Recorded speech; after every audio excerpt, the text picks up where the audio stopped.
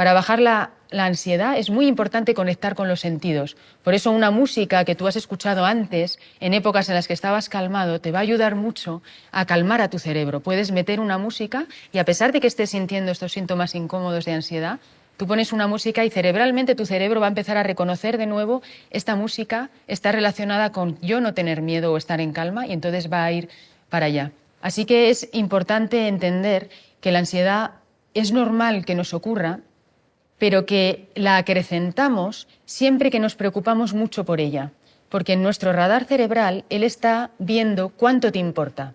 Si te preocupas mucho, te quedas muy pegado a los síntomas y a mirar, en el fondo le estás diciendo a este niño tiene razones para estar asustado.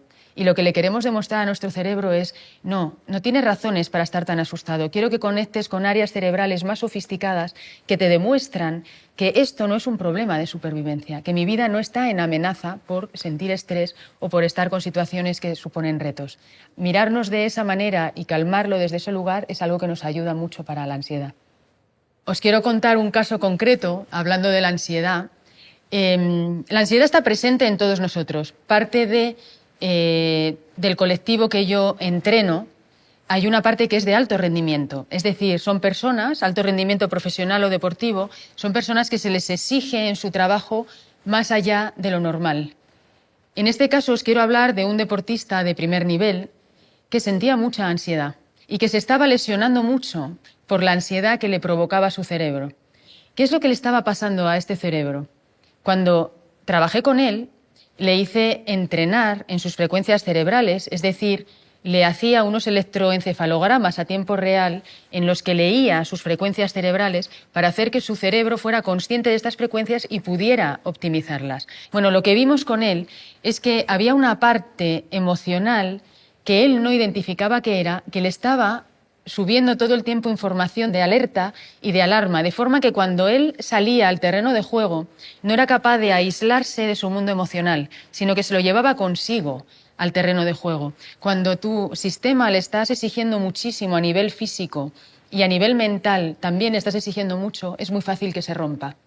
Allí hicimos un trabajo de identificar qué había pasado en este niño asustado que tenía él a nivel cerebral, qué había pasado en su infancia, que le estaba dando todo el tiempo esa información de alerta cerebral que le estaba exigiendo tanto y que le estaba pasando esta incomodidad que se llevaba consigo al terreno de juego.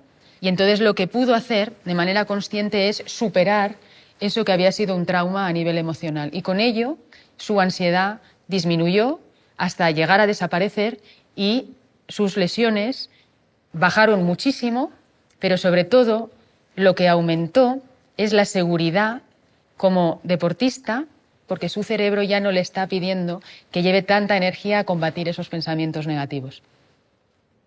Hola Ana, volviendo un poco a lo que nos estabas contando sobre la ansiedad, me preguntaba si nos podías explicar las diferencias entre la ansiedad y el estrés y sobre todo cómo manejar mejor el estrés.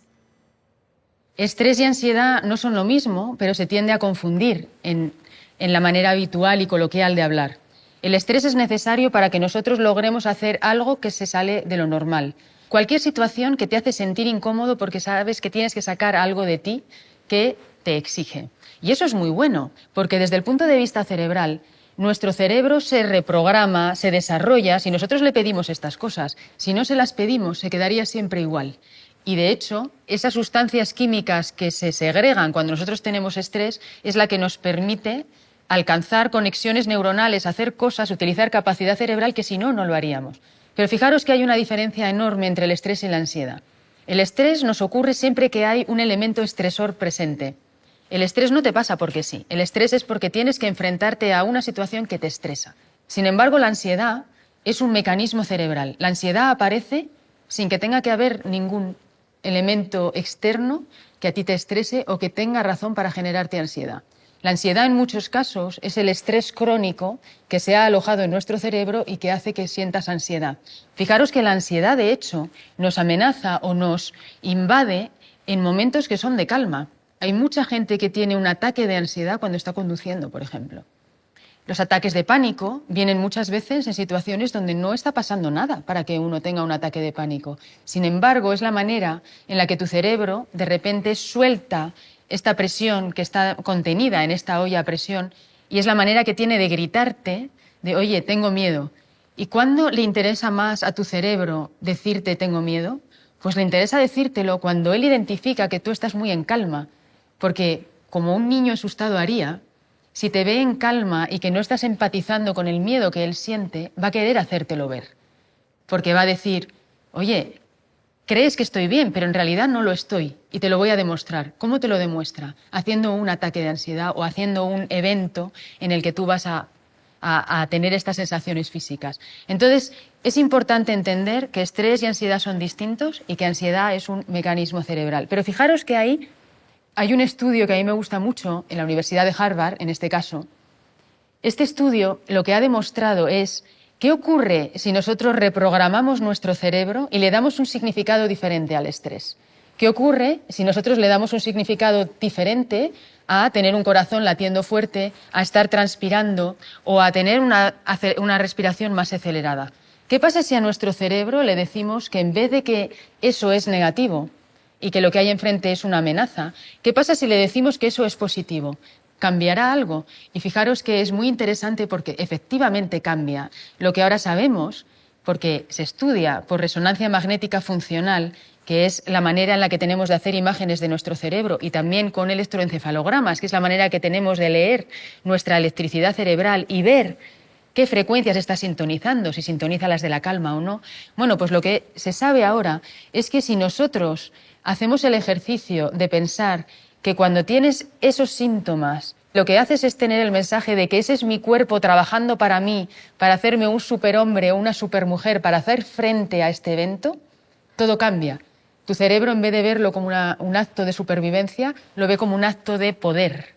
Se fortalece. Y fijaros que va más allá. Lo que se ha demostrado es que aunque el corazón lata más fuerte, es decir, está llevando más riego, no tiene asociado el efecto negativo cardiovascular que sí lo tendría un estrés que acelera tu corazón, pero que tiene la connotación negativa. Cuando tú estás a gusto con tus síntomas de estrés, tus vasos sanguíneos no están contraídos. Y este es un gran descubrimiento, porque lo que hace es que si nosotros conectamos con el estrés desde una manera positiva, estamos haciendo que nuestro organismo esté sacando lo mejor de sí y que encima no sea nada que nos venga mal, sino que le haga desarrollarse. Y esto es importantísimo, porque hay dos tipos de estrés. Está el estrés positivo, que se llama eustrés, y el estrés negativo, que sí que nos daña, que se llama distrés.